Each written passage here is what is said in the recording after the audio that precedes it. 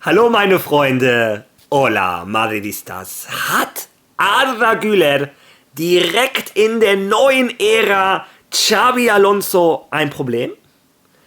Wie sieht es aus zwischen Real Madrid und Angelo Stiller? Stimmt es, dass bereits eine Einigung mit dem Spieler erzielt wurde und Real Madrid mit dem VfB Stuttgart verhandelt? Und wer ist Álvaro Arbeloa? Der neue Trainer von Real Madrid Castilla, der Nachfolger von Raúl. All das erfahrt ihr in diesem Video und es gibt auch noch ein kleines Update. Wie steht es zwischen Real Madrid und Benfica Lissabon? Ist Álvaro Carreras bereits neuer Spieler von Real Madrid? Wie ihr hört, eine Menge Fragen werden heute beantwortet. Es gibt sehr viele Informationen, also viel Spaß beim Video.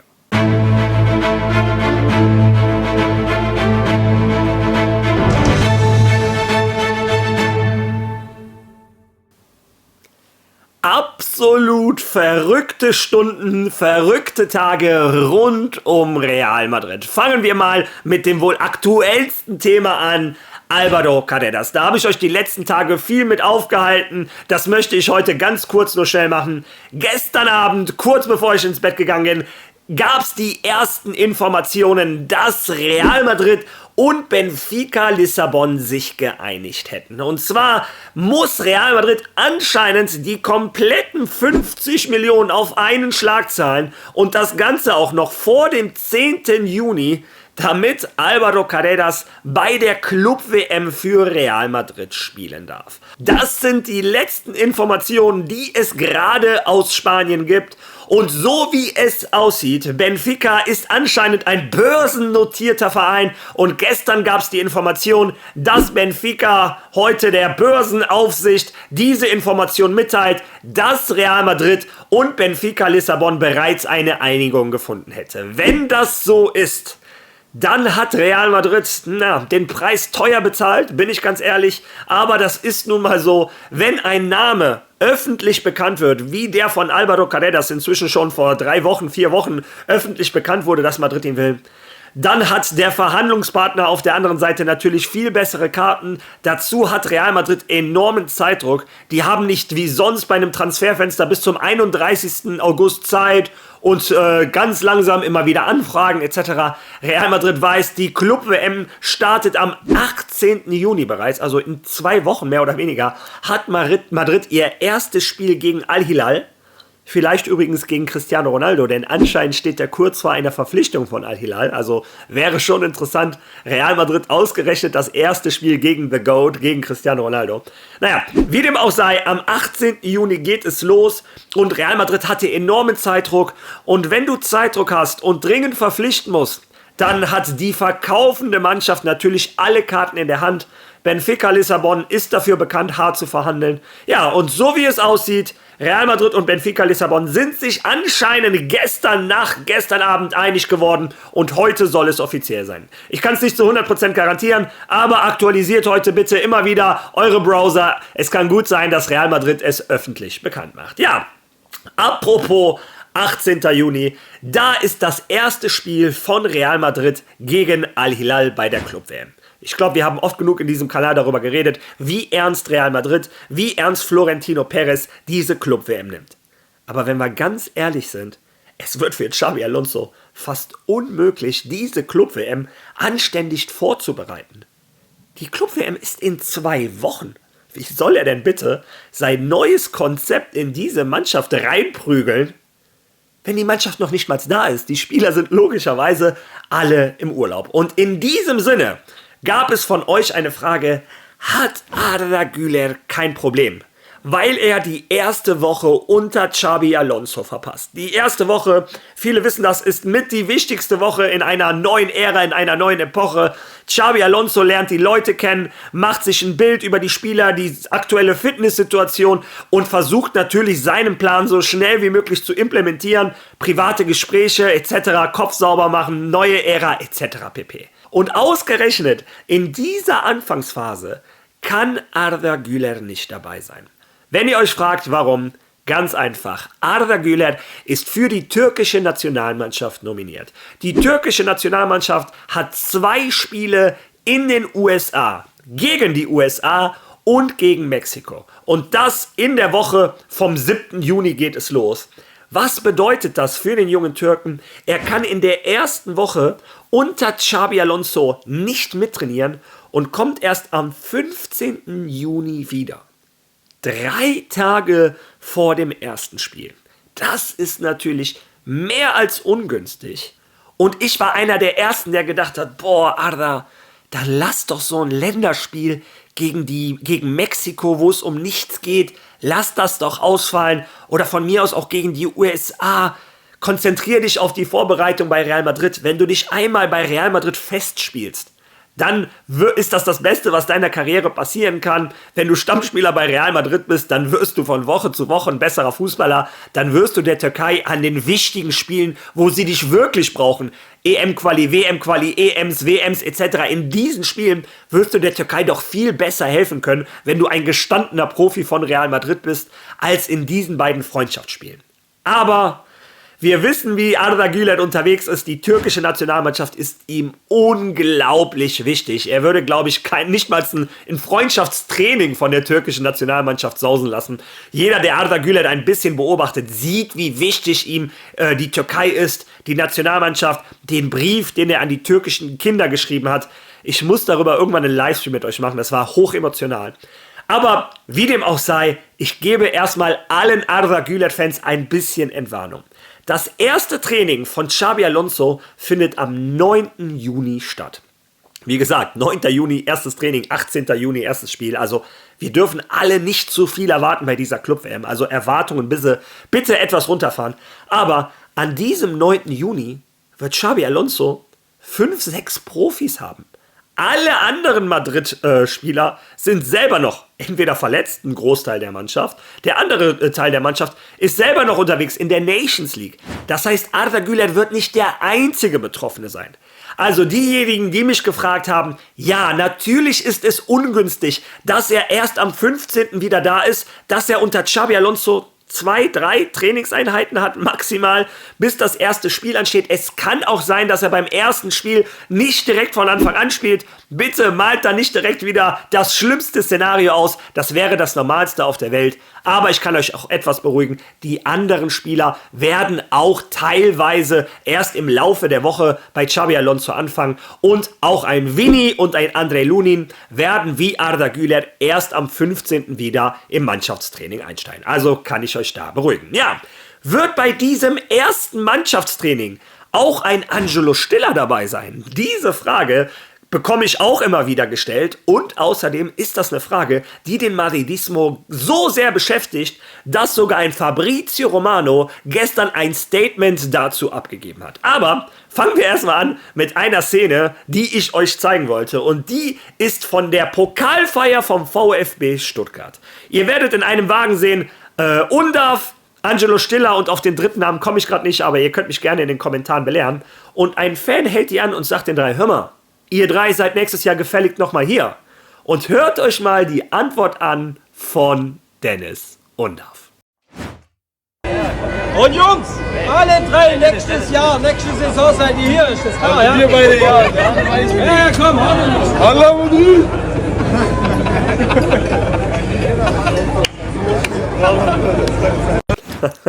Was für ein geiler Typ, Dennis Undav. Der sagt direkt, wir beide ja, aber bei ihm weiß ich nicht. Und dann kommt noch das Hola Madrid.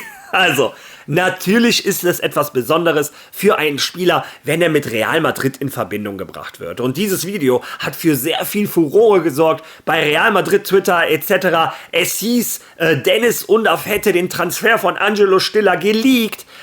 Und dann gab es gestern auch die ersten Informationen, dass Angelo Stiller und Real Madrid sich schon einig geworden sind. Er wird bis 2030 oder 31 unterschreiben. Er würde 4 Millionen Euro netto im Jahr verdienen. Und ich dachte nur alle, wow. Also zunächst einmal diese Transferquelle. Ich weiß nicht, wie sehr man der vertrauen kann. Ich blende euch das ein. Ihr müsst selber eure Meinung da bilden. Ich kenne die nicht als vertrauenswürdige Quelle bisher.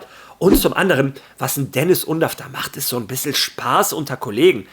Hinter jedem Spaß steckt ein bisschen Wahrheit, das wissen wir schon. Aber ich glaube, der wollte den Angelo Stiller da nur so ein bisschen flachsen, ein bisschen aufziehen. Ich würde in so eine Aussage, wo die ein bisschen angetrunken feiern, würde ich nicht so viel reininterpretieren. So, aber Fabrizio Romano, wie gesagt, die beste Quelle in der Welt des Fußballs, hat seine Informationen rund um Real Madrid und Angelo Stiller weitergegeben. Hören wir uns die mal an.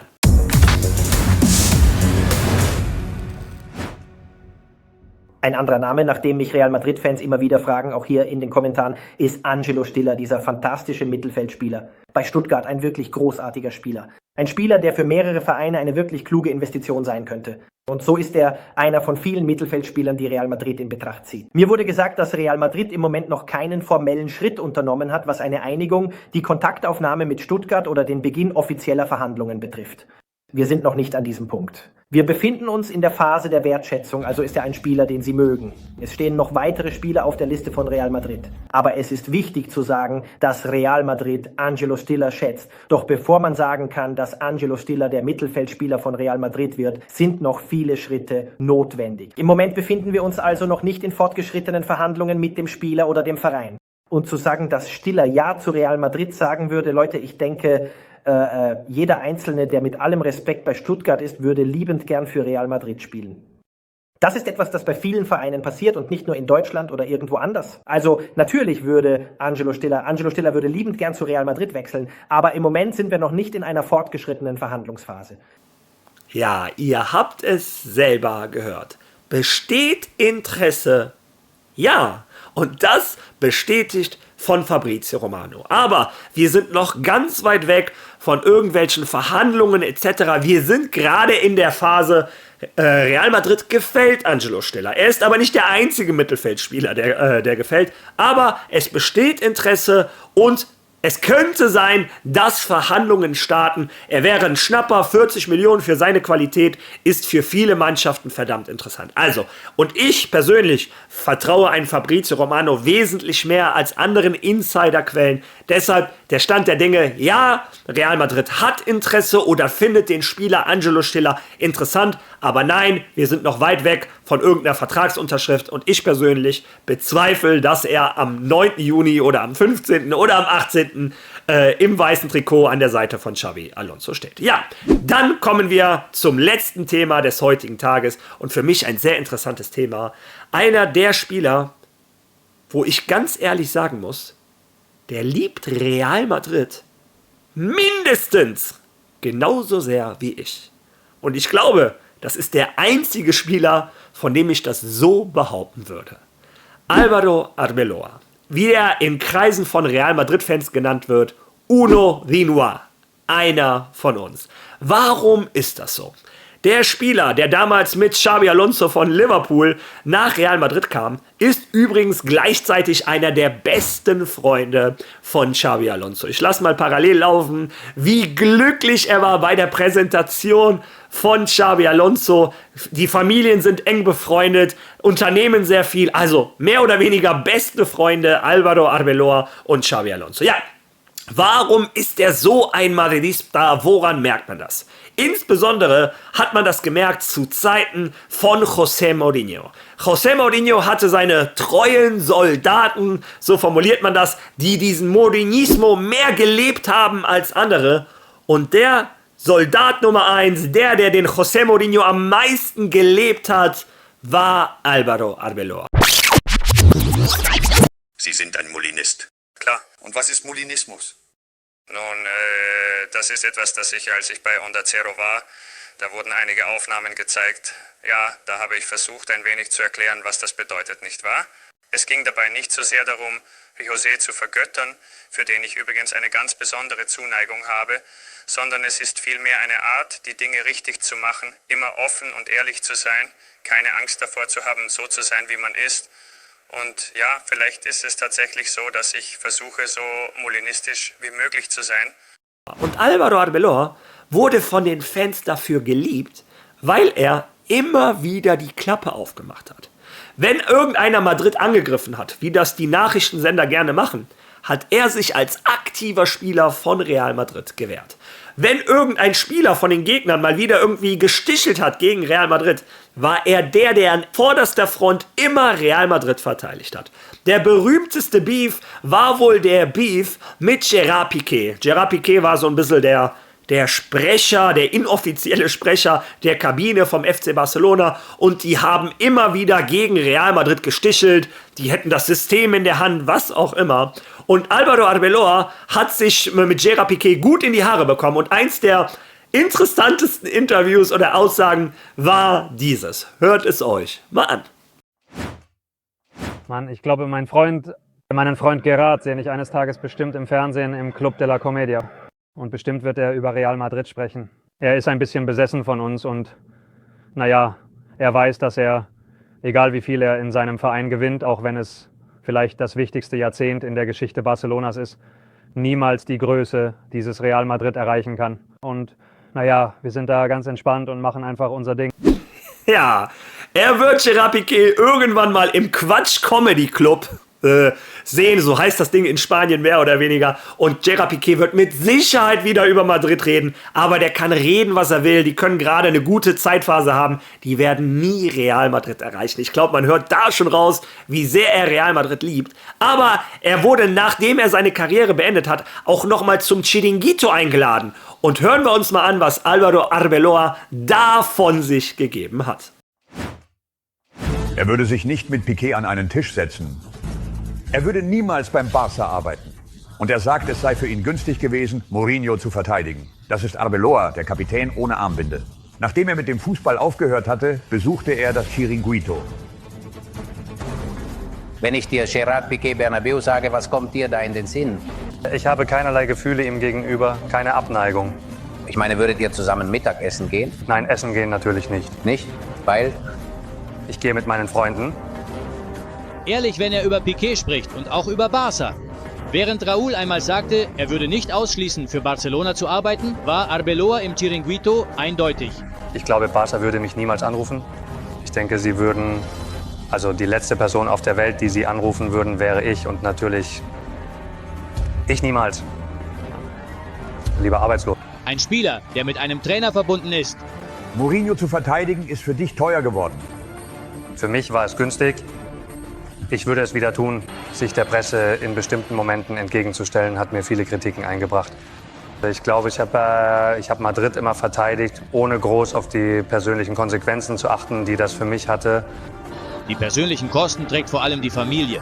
Ja, denn wir lernen, mit Kritik umzugehen, aber für deine nahestehenden Menschen trifft es und schmerzt sie. Ein Spieler mit klaren Vorstellungen, der genau weiß, wo er sein will und wo nicht. Würdest du jemals beim Barça arbeiten? Nein, selbstverständlich, niemals in meinem Leben. Lieber arbeitslos. Lieber arbeitslos als der FC Barcelona. Und vorher hat er auch noch was gesagt, was absolut so ist. Ich bin die letzte Person auf der gesamten Welt, die der FC Barcelona anrufen würde. Er ist der größte Liebhaber von Real Madrid auf dieser Welt. Er ist auch immer in Verbindung geblieben mit Real Madrid. Also, zunächst einmal persönlich absoluter Madrid-Ultra-Fan. Privat der beste Freund mehr oder weniger von Xabi Alonso oder einer der besten Freunde. Und dann das dritte, ein absoluter Top-Trainer.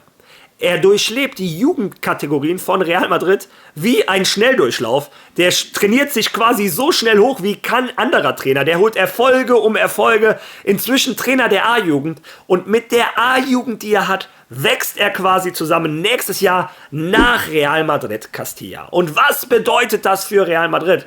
Dass nächstes Jahr, so wie es aussieht, wesentlich mehr Talente von Real Madrid Castilla eine Chance in der ersten Mannschaft kriegen werden. Ganz einfach, Xabi Alonso, Álvaro Arbeloa stehen im ständigen Kontakt. Wie gesagt, sind Freunde, die sich auch privat treffen etc. Und dann kann er ihm natürlich immer sagen, hör mal, der Spieler hat eine gute Phase, der Junge könnte es packen. Und wenn Xabi Alonso sagt, hör mal, ich brauche einen rechten Verteidiger, was sagst du mir? Dann wird er natürlich wahrscheinlich einen Jesus Fortea etc. Er ist auch einer derjenigen, der die großen Talente, die in den letzten Jahren bei Real Madrid rausgekommen sind, Nico Paz, Jesus Fortea etc., das war der Trainer, der hinter diesen meisten Explosionen stand, der vertraut Talenten. Das ist auch der Trainer, der Enzo Fernandez, den Sohn von Marcelo, schon eine Chance gegeben hat in der A-Jugend, obwohl er eigentlich noch 3 Jahre zu jung war. Also ein Álvaro Arbeloa steht für die Real Madrid Jugendakademie und nächstes Jahr sollte das natürlich für die erste Mannschaft auch bedeuten, dass wir wesentlich mehr Chancen sehen für die Jugendspieler von Real Madrid. Ja, Das sind die neuesten Informationen. Sehr wild, sehr viele Verrückte aus dem Universum Real Madrid. Aktualisiert heute eure Browser, schaut immer wieder nach. Alvaro Carreras könnte in jeder Stunde theoretisch offiziell sein. Und wenn ihr schon mal im Internet seid, lasst unter diesem Video ein Like. Teilen, kommentieren. Ihr wisst, wie YouTube funktioniert. Mir fehlen nicht mal mehr 100 Follower und ich wäre der größte deutschsprachige Real Madrid YouTuber. Und sobald das passiert, gibt es eine Überraschung. Das kann ich euch versprechen. Also, unterstützt mich bei meinen letzten Metern. Ich würde mich riesig freuen. Und wir sehen uns spätestens übermorgen wieder. Aber ich versuche morgen noch was reinzuquetschen. Bis dahin. Hola Madrid!